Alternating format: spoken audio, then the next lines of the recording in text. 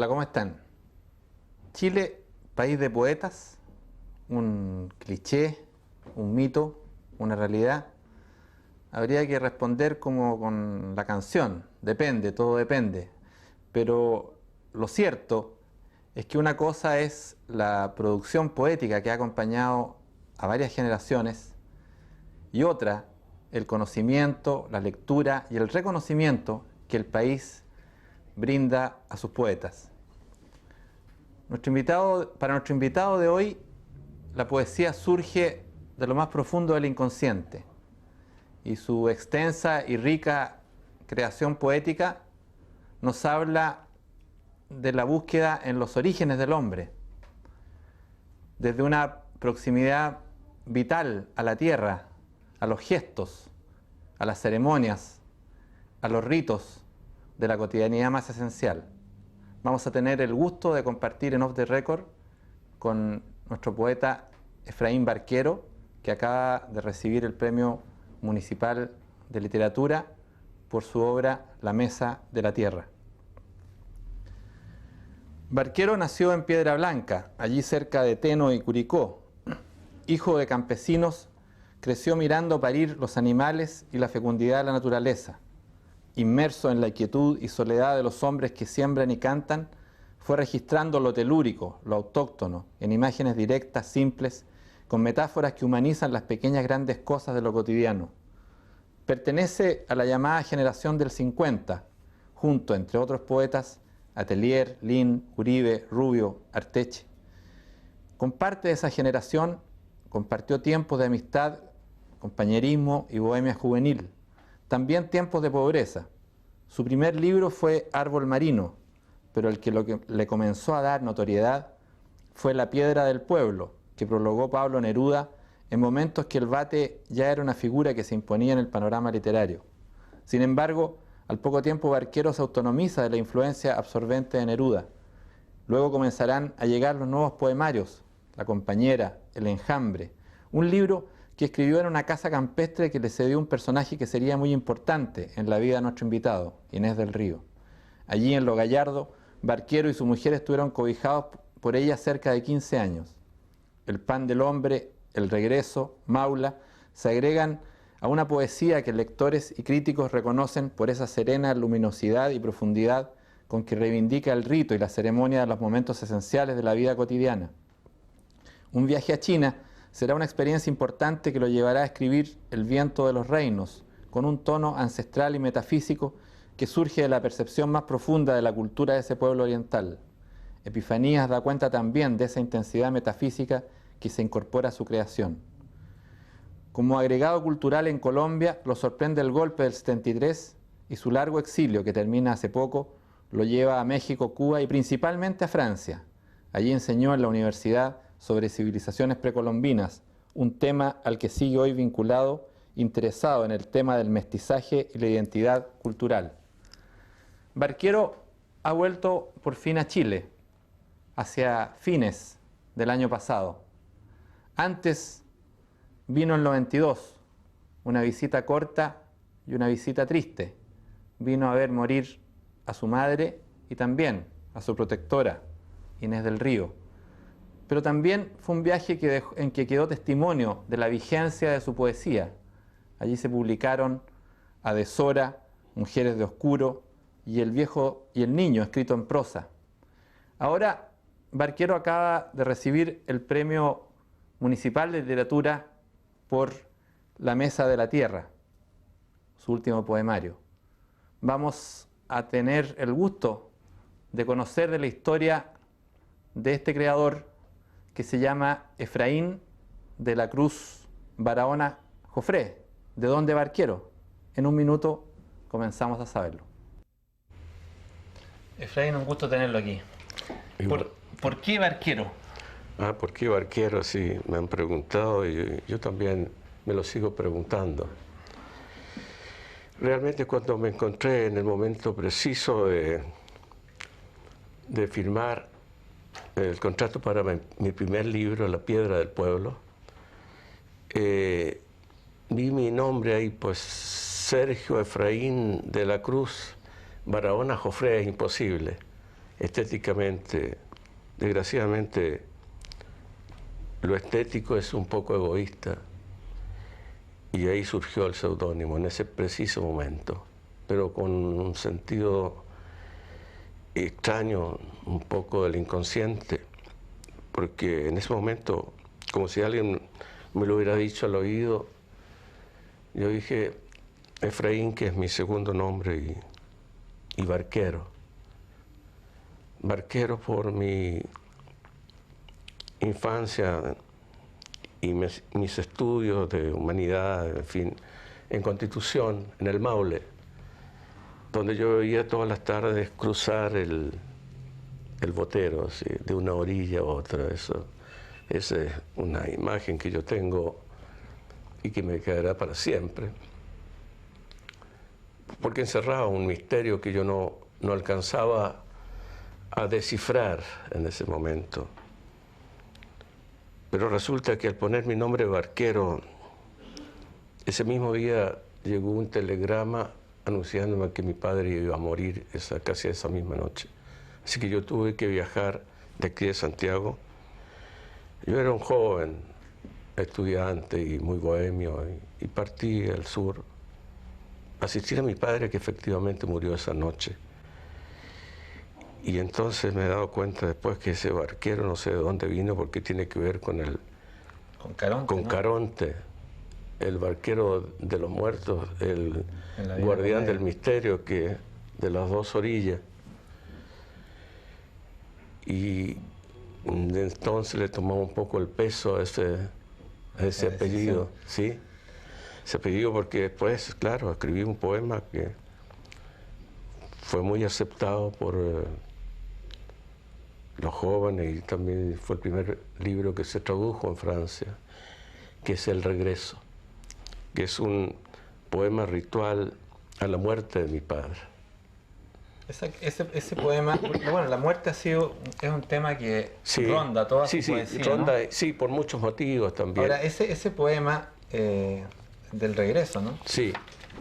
No sé si es exactamente el que yo encontré, porque los libros anteriores suyos no lo he editado después del 90 cuesta. Sí, sí. No sé si es este que habla del ritual del padre y el encuentro con el hijo, cuando el hijo toma esa larga conversación entre el padre y el hijo. Se le ha dado a ese poema, incluso en Francia, un fondo religioso, si se puede decir católico. Yo creo que tal vez sea un poema religioso, pero de una religión tal vez la más antigua del mundo, cuando la primera religión que surgió cuando los hijos se comieron verdaderamente al padre, que era el tótem, la cabeza de la familia en ese tiempo, cuando existía la horda en la primera civilización del hombre. Tal vez ahí comienzan las religiones. Fíjese que ese poema no es tan fácil de comprender, en cierta manera, porque el hijo que aparece ahí viene a comerse a su padre. ¿Le pido que lea ese fragmento? Sí. Está ahí en el regreso. Padre, no pensé que un día, al sentarnos a la mesa, estarías tú extendido como la más copiosa de las cenas, y serías tú mismo el dispensario de la tierra más oscura. No pensé que al reunirnos una última vez, tú crecerías de ti más arriba que nosotros y estarías sentado en el silencio de los frutos. Como lentos y cansados sembradores en la gran mesa de la tierra, todos somos a la vez comensales y extraños frutos de los dioses. Este es un poema donde además se habla de esa gran mesa de la tierra que da nombre a su último libro. Cierto. Usted contaba de esa lectura más religiosa, pero también esta relación de la vida y la muerte como claro, parte de un mismo proceso de la naturaleza, ¿no? Desde luego. Es decir, en esa asimilación, pero aquí dijéramos, en esta vinculación todavía más honda y más oscura de que el hombre, del hijo se come al padre, como nosotros nos comemos un poco también a nuestra madre cuando nos alimenta en su vientre.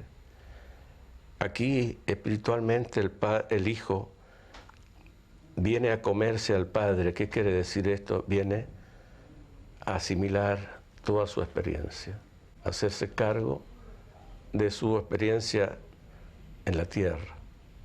Ese es el fondo, podría ser. Yo no soy para explicar el poema. Por lo demás, yo soy muy poco analítico. Yo soy un hombre que trabaja mucho, como usted ha dicho, con el inconsciente, con lo oscuro del inconsciente. Efraín, también es ese padre ya más directo, más concreto, que está en ese perfil, en otro poema, que en parte dice: mi padre era el que más se parecía a la tierra, debe haber nacido junto con el maíz o el trigo, mi padre era moreno y dormía en su caballo, ¿no? Sí, cierto. Ahora, yo quisiera detener un poco en esa poesía primera suya, esta que vamos a tener la suerte de poder encontrar en un tiempo más en esta antología que prepara LOM.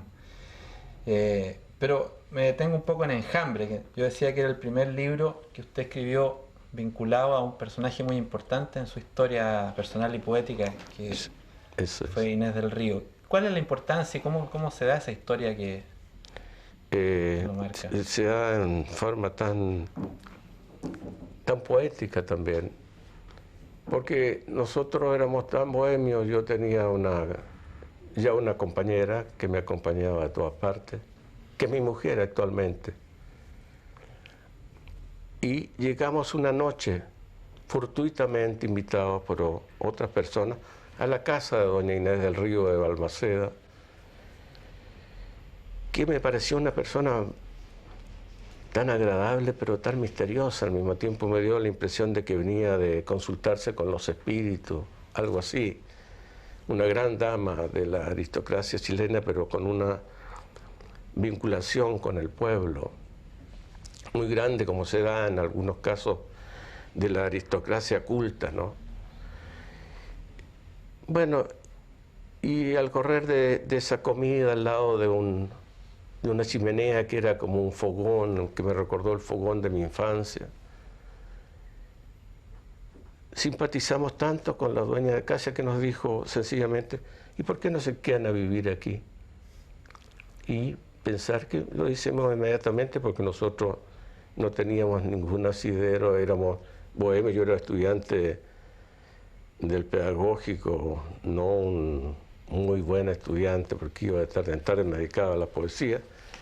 Le aceptamos y nos quedamos más de 10 años ahí, en una casita que tenía en un bosque, gratis. ¿Se da cuenta usted? Para escribir. Y ella gozaba cuando yo le leía alguna tarde, alguna noche, junto al fuego, uno de esos poemas de Enjambre. Sí. Usted vino el año 92, yo decía que había sido un viaje triste, porque fue un viaje que usted asistió al momento de la muerte de su madre y también al de Inés del Río. Y yo le quería pedir que nos leyera Flor, este poema que está en su libro. Sí, sí. La deshora. Es un libro dedicado a doña Inés. Acércate. Perdón, aquí está la voz de ella, en sus últimos momentos tal vez. Una voz, claro, recreada por la poesía. Acércate, que yo te vea con mis manos. Traigan una lámpara, traigan un gran espejo ciego. Yo veré abrirse tu rostro como los nenúfares, como el doble nenúfar de las aguas. Acércate a la ventana para verte a la luz del mediodía. Antes de leer la carta escrita con tinta de lluvia, quiero abrirla, quiero leer a la luz de tu rostro. Me vuelvo ciega antes de leer una carta desconocida. acércate. Quiero leer en tus ojos de viejo encantador del verano. Veo ya crecidas las guías de la vid. Oigo un sonido irresistible, un frotar de lámparas, copas, espejos. Acércate a la mesa adornada con una gran flor morada en el pecho.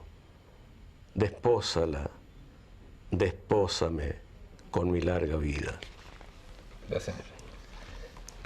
Hablamos de estos libros, de Enjambre y otros, pero antes habíamos mencionado que había sido La piedra del pueblo, Claro. prologada por Neruda, el gran libro y donde nació su nombre de poeta. De Barquero, sí. Ahora, esa relación con Neruda, yo quería detener un minuto, porque como alguna vez nos contaba aquí otro poeta de su generación, Arteche, sobre esa influencia tan fuerte que ejercía sobre todo su espacio Exacto. Neruda. Claro. Y Neruda tuvo una relación bien especial con usted, porque entiendo que él fue el que lo indujo a casarse y además fue el padrino de boda suyo. Padrino también, sí. Ahora, ¿qué pasó con esa relación? No, con fue una Neruda? relación muy estrecha y de mucho afecto. Realmente nos decía a veces Neruda que no podía vivir sin nosotros, porque además mi mujer le arreglaba en ese tiempo la casa, que ella tiene un gran sentido de la decoración, con papeles de volantín, etcétera, para las fiestas de él. Decía, yo no puedo vivir sin usted. Y nos entendíamos con Neruda en una forma muy especial también, casi sin palabras. Había una afinidad profunda. Y sin hablarme él, sin explicarme muchas cosas teóricamente, yo aprendí mucho de él por algunos de sus gestos, por algunas de sus maneras de ser, un poco misteriosas a veces. Sin que él me dijera nada, aprendí muchas cosas de cómo él escribía. Qué raro, yo las sé, las aprendí entonces. Después vino, como en todo joven, vino el deseo absoluto de ser uno mismo. Entonces yo sentí que ya ese primer libro tenía muy fuerte la influencia de Neruda y decidí alejarme en cierta manera de él. Qué raro, yo no soy un hombre analítico, pero cuando está en peligro mi destino, tomo decisiones que a veces me perjudican también, porque yo podía haber recibido mucha ayuda y protección de él en muchos sentidos, y no me alejé de él para buscar mi propio camino. ¿Y qué le pasó a Neruda con ese distanciamiento suyo? Bueno, Neruda es bastante, como todos nosotros los latinoamericanos, susceptible. Se sintió y empezó, no hizo nada realmente, no, ¿para qué voy a...? Pero yo sentí que que él me guardaba algo, porque después de mucho tiempo que estuve ausente, un día fui invitado por él mismo a su cumpleaños. Y ahí sentí su actitud, que en cierta manera había cambiado hacia mí. Le dolió su Era de gran simpatía, y nos sentábamos a la mesa y tenía grandes deferencias conmigo. Yo era un joven. Yo no me explico por qué razón. Claro que le agradezco, que fue él la persona que me dio el espaldarazo del comienzo, al prologar el libro. Y inmediatamente después, un día tomó el teléfono, por insinuación mía, y llamó a Nascimento para decirle que tuviera conmigo la misma deferencia que había tenido con él cuando era joven. Así que quedé totalmente colocado con Nascimento. Efraín, yo quería pedirle, para terminar de ver esta parte de su historia inicial de poeta, que me leyera de Enjambre Sí. este fragmento. Ah, ya. Este primero. Sí.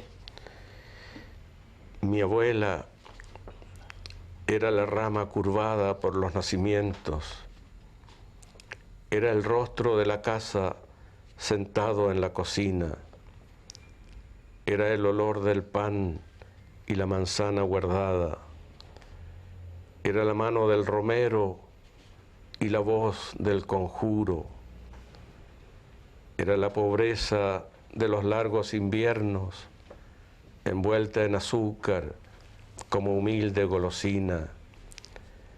15 hijos comían de sus manos milagrosas, 15 hijos dormían con su sueño de águila. Muchos nietos y bisnietos hemos seguido pasando por sus brazos enjutos. Gracias, Efraín. Vamos a seguir conociendo de la historia y de la poesía de Efraín Barquero dentro de un minuto. Ahora usted encuéntrese con esta opinión. Yo creo que la situación de la cultura en Chile es de bastante desamparo, por decirlo menos.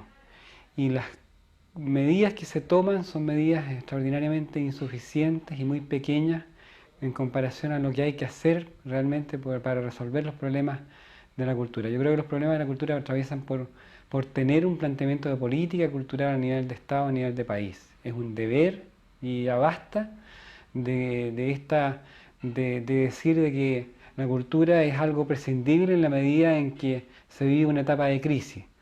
Yo creo que, por ejemplo, muchas veces se pone el dilema, es que como hay poco dinero, o es la cultura o es la salud, y por supuesto que se prefiere la salud. Yo creo que es la salud y la cultura. Yo creo que la cultura es algo, es un bien demasiado necesario en un país, es el alma de un país. Es reconocer, en el caso del cine, es reconocerse a sí mismo, es algo demasiado necesario. Yo creo que en el caso de la cinematografía lo que se está haciendo es lo poco que se puede lograr dentro de una institucionalidad extraordinariamente enemiga de hacer cosas por la cultura.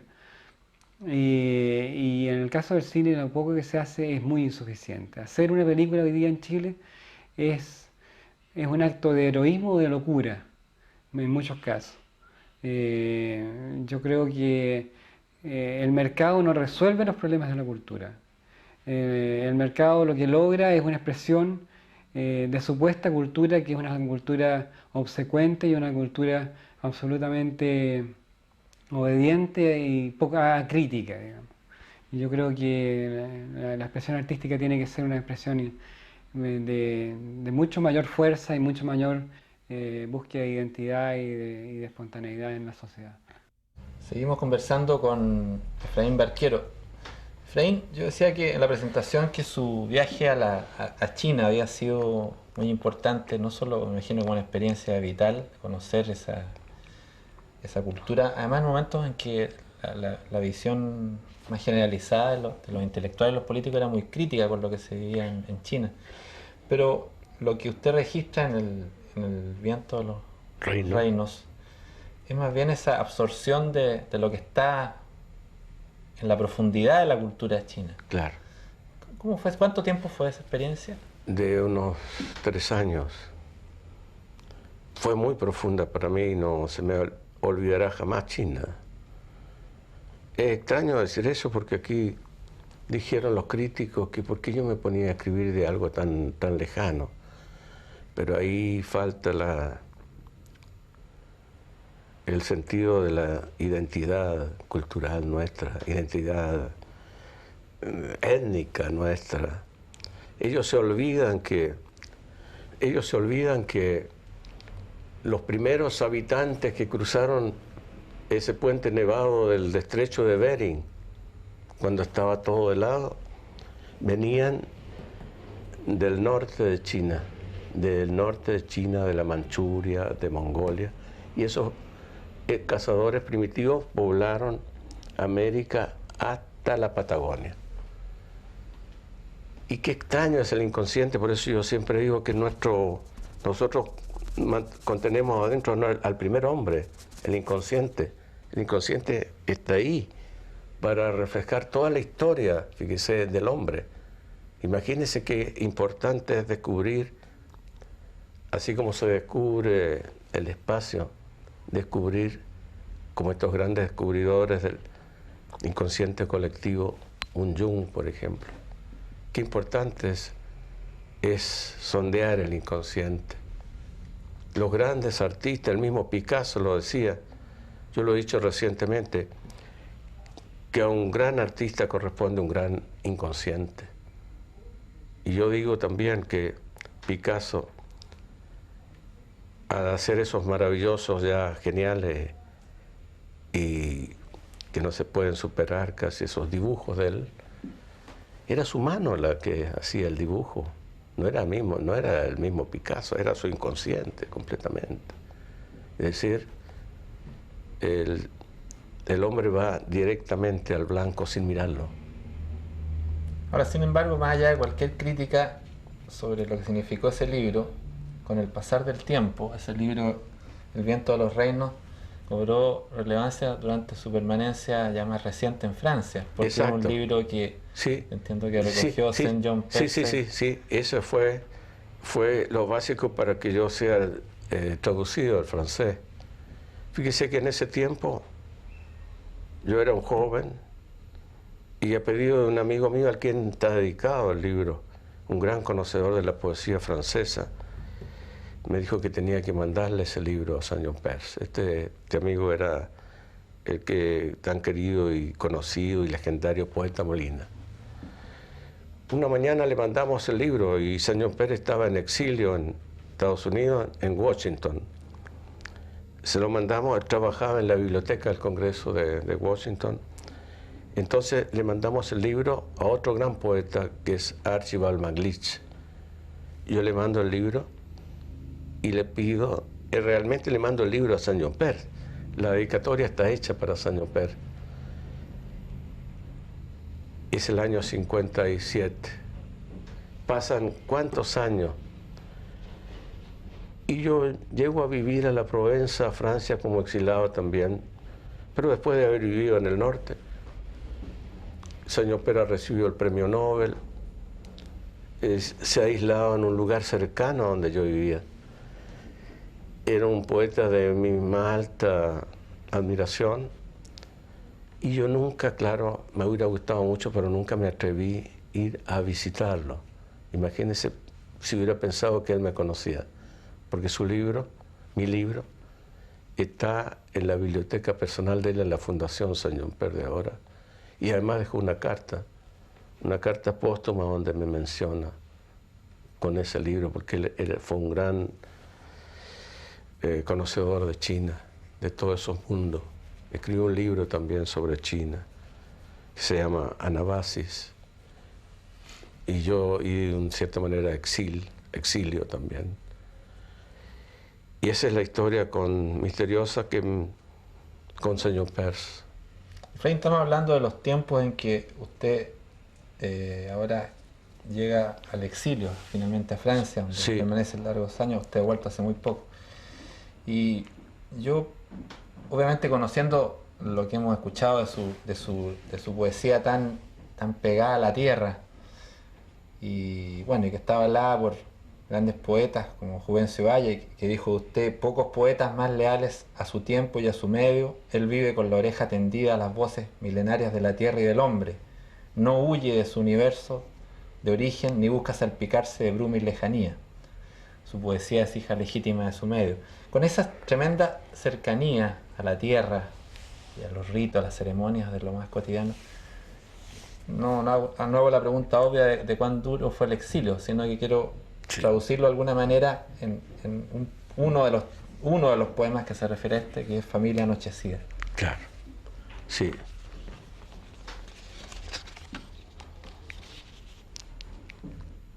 Olía hombre triste en la prefectura. Estaba todo tan lleno de gente y no había nadie en la espera del extranjero y su espera. Anochecía, llovía, nevaba, transcurría afuera, pero adentro mendigaba el hombre envejeciendo en la fotografía de su rostro. Hablaba solas una mujer y un niño se hundía en brumosos, numosos pensamientos. Había como un otoño sobrante, como la luz de un sol puesto hace rato. Hacía frío en esas manos y gargantas. Estaban todos como alrededor de una mesa, buscando un bolsillo inencontrable, con sus bocas amargas, con sus almas incómodas. Olía a hombre, pero a hombre anochecido, a hombre que se olvidó de volver. Olía a familia humedecida y sin nombre, olía a tierra lloviendo, a mar llovido. Gracias. Efraín, hay un poema que es bastante más extenso, pero quizás el que más traduce Sí. esa sensación que es el desterronado. El desterronado, ¿cierto? ¿Cómo le surge la construcción de esa metáfora, esa palabra? El desterronado es el desterrado, pero como destronado de su estirpe, de su raza, destronado, decapitado un poco, partido por la mitad, como una mesa se parte por la mitad. Ahora yo mismo, en cierta manera, tengo que vivir partido por la mitad, porque con la mitad de la mesa, porque la otra mitad se ha quedado en Francia. Y yo vivo con la otra mitad aquí con mi mujer. Y tengo también ya un pequeño nieto de 3 años, que es francés, me habla por teléfono en francés. Esas son las peripecias y dolores del exilio.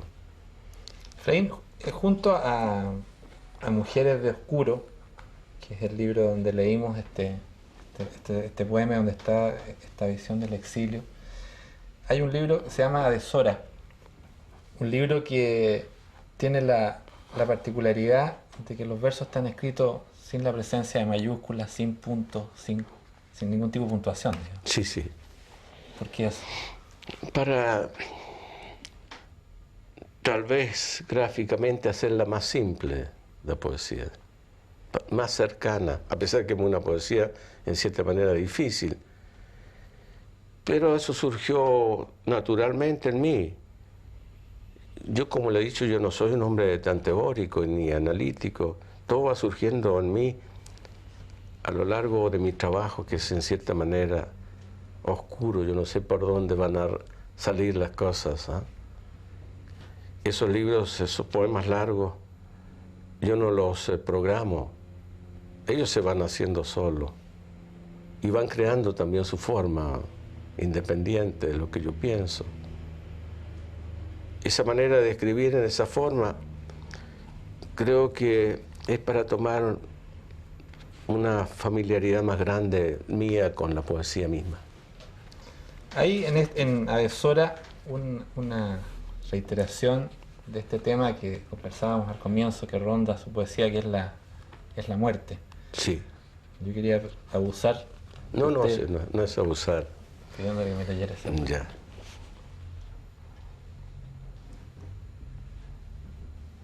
Después de tanto tiempo, preguntas a los que recién abren los ojos, ¿cómo se puede llorar sin vergüenza, reír sin crueldad?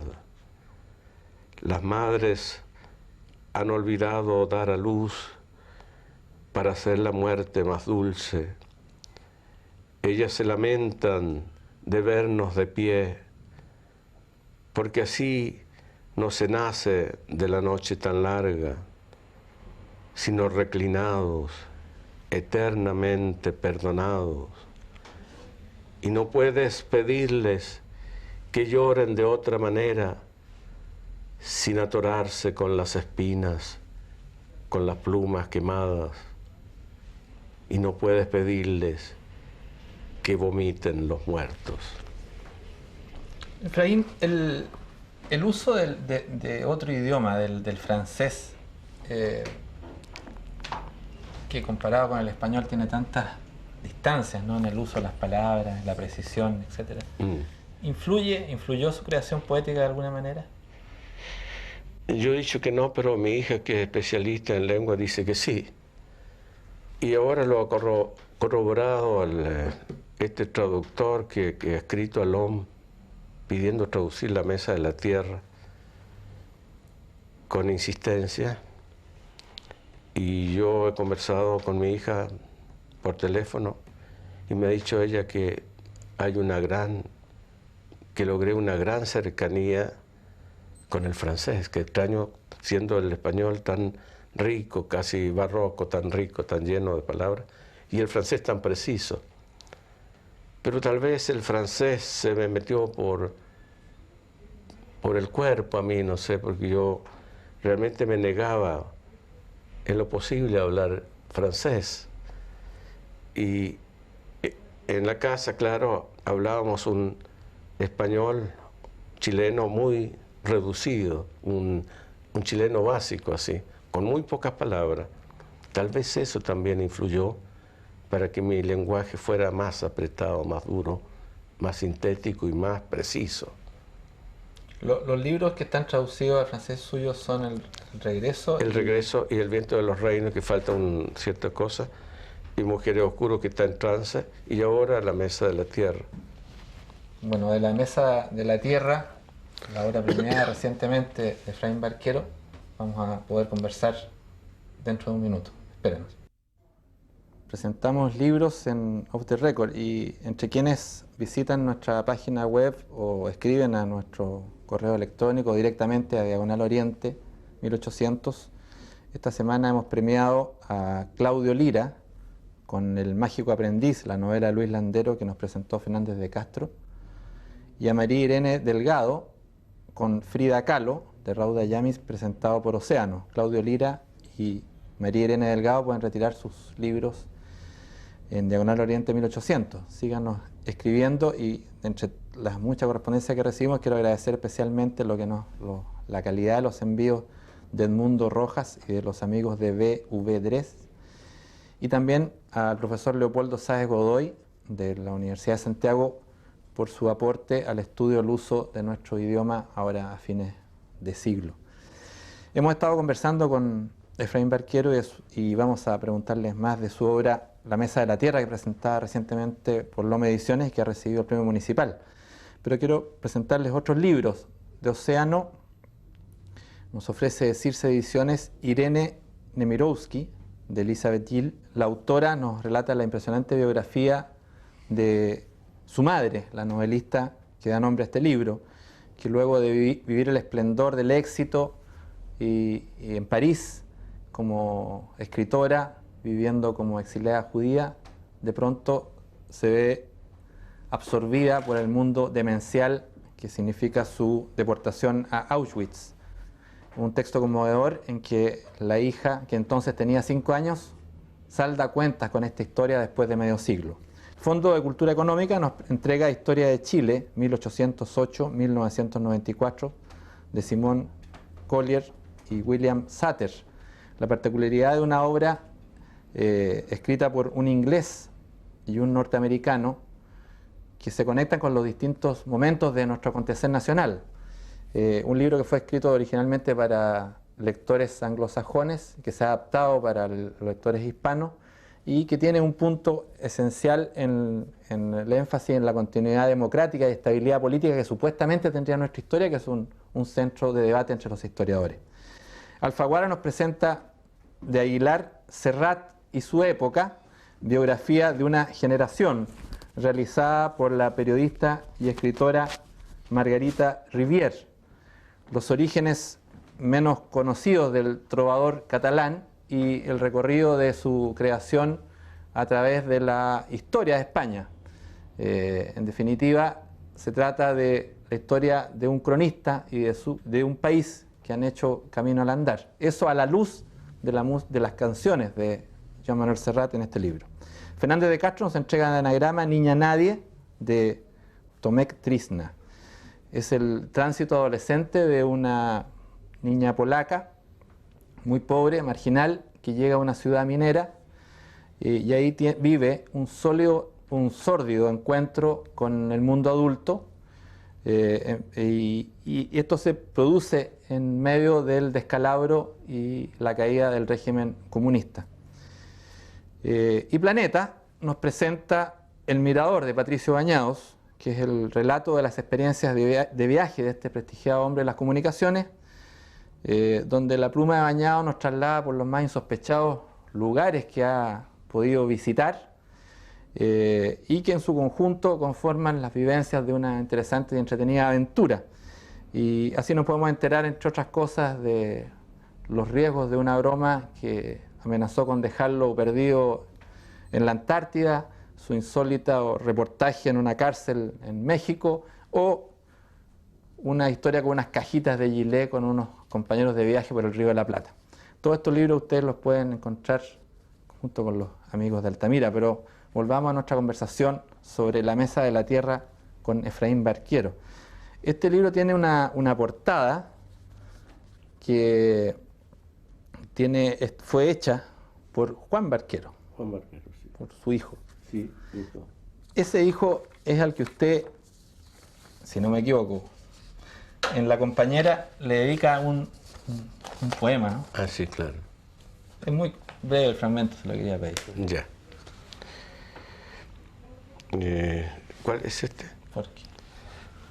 Porque no deja de mirar sus manos, y aunque a mí me confunde con el muro y a los demás con el océano, a sus manos las contempla como manos, aún no aprende a estar y ya sonríe, y sin saber reconoce las cucharas. Efraín, este regreso a Santiago, usted algo nos hablaba de esa mitad de la mesa que quedó en el exilio. Sí. Ha sido una ciudad muy inhóspita para alguien que se acostumbró a vivir de otra manera, derechamente. Es inhóspita, pero yo no diría inhóspita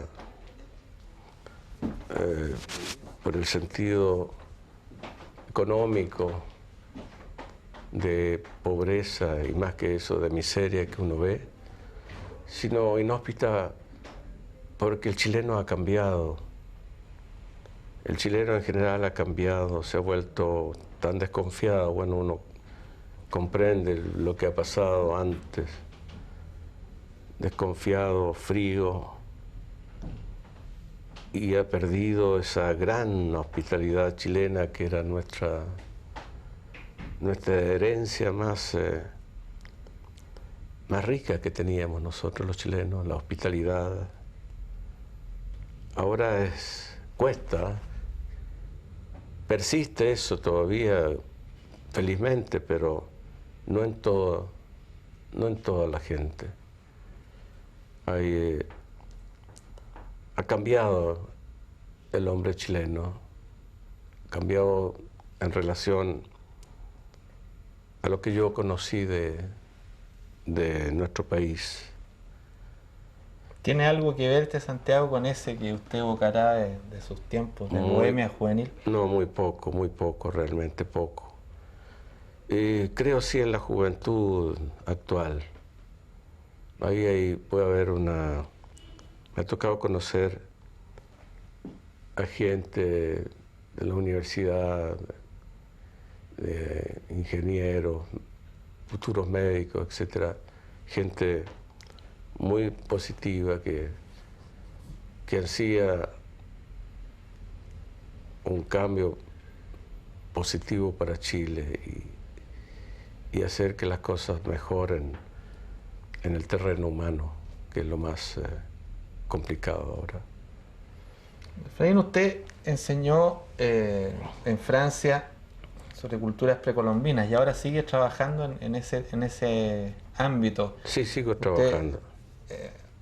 Trabaja la interpretación filosófica de Popol Vuh, ¿no? Sí, poética y filosófica del Popol Vuh. Eso me ha interesado mucho y ese libro lo conocí a fondo en Francia.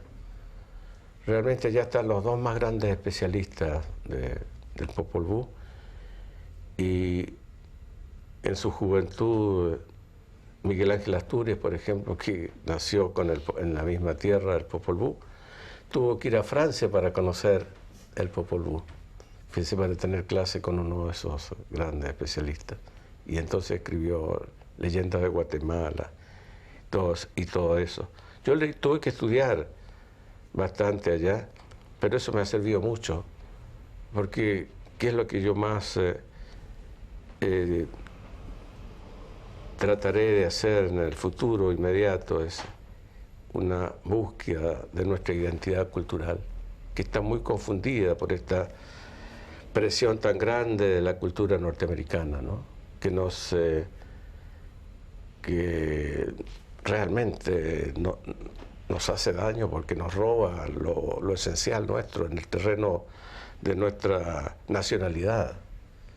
Yo no hablo de que aporta, claro, las grandes máquinas de ahora, etcétera. Yo respeto eso, pero en el otro terreno, en cierta manera, se nos roba el alma, porque perdemos lo esencial, lo que nos hace un poco ser chilenos, que hemos perdido. Y eso tenemos que tratar de precisarlo más, esa identidad nuestra. Y ahora se dan movimientos bastante conflictivos con los mapuches y todo eso, hay que comprenderlo bien, porque yo le contaba antes que a través del Viento de los Reinos yo me sentí de alguna manera emparentado con los chinos sin tener nada que ver con los chinos. Y ese libro que yo escribí lo inventé yo mismo, claro, en base a eso. Es una mezcla de la China milenaria con la China actual, en fin, es una creación poética. Pero ahí está metido el hombre, está la tierra ancestral, encontré en China yo. Eran los huesos de la tierra, porque ya era tan gastada y tan vieja, que lo que más me impresionó a mi llegada a China ya no era encontrar la tierra, sino la piedra solamente. ¿Y qué hacen los chinos para sembrar? Es cubrirla de la capa, nuevamente, de la carne vegetal. Es una empresa heroica que solo pueden hacer los chinos. Imagino que ese tema refiere a un debate bastante poco presente, pero bastante esencial en lo que es nuestra actividad cultural hoy día. Esta incapacidad de los chilenos de asumir nuestro mestizaje y la hibridez de nuestra propia cultura, ¿no? Exacto, y ahí en el mestizaje está tal vez nuestro gran problema, cuando yo pueda,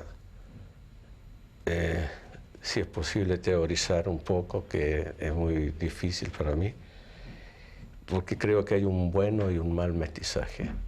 Y del mal mestizaje ha venido lo peor nuestro, no solo aquí en Chile, sino en toda América. Los grandes tiranos de América fueron todos mestizos. Pero son también nuestros grandes poetas, son mestizos. Neruda, La Mistral, Vallejo, etc. Efraín, yo quería terminar pidiéndole que de este libro, La Mesa de la Tierra, que ustedes pueden encontrar con facilidad, a diferencia de otros, de Efraín Barquero, ya será más fácil, pedirle que nos leyera este abrazo mortal. Ya. A través de un espejo se miran de reojo mientras se afeitan el verdugo y su víctima. Tienen el mismo porte, la misma edad. Sus rostros tienen un extraño parecido. Los hombres se asemejan en la hora de la muerte. Ellos miran el mismo cerro, el mismo árbol y la mesa puesta con sus 12 asientos. Ellos saben que alguien morirá ese mismo día y que será enterrado bajo esa misma mesa. Los dos se miran ahora no a través de un espejo, porque están sentados uno frente a otro, solo que uno está de pie y el otro está tendido. Los dos se reconocen en este largo comedor, donde todos comen en silencio y a oscuras. Ambos quieren abrazarse a través de la mesa. Ambos se abrazan, volcando la comida en el suelo. Este es el abrazo mortal que aparece en la Mesa de la Tierra, el libro premiado de Efraín Barquero. Bueno, Efraín, ha sido un gusto muy grande poder empezar a conversar, porque usted viene recién llegando y tendremos en los próximos tiempos posibilidad de conocer más de esa historia que vislumbramos de alguna manera hoy día y más de su poesía. Ha sido un gusto tenerlo en este programa. No, y para mí también, porque esta es una iniciativa que valoro realmente, porque se hace con una dificultad que no debería ser así, ya que la cultura juega un papel muy importante y ustedes están cumpliendo en forma muy honorable en ese sentido. Gracias, Efraín, y será hasta la próxima. Gracias. Y a ustedes los esperamos en una próxima emisión de Off the Record, seguramente con un personaje tan interesante como Efraín Barquero. Buenas noches.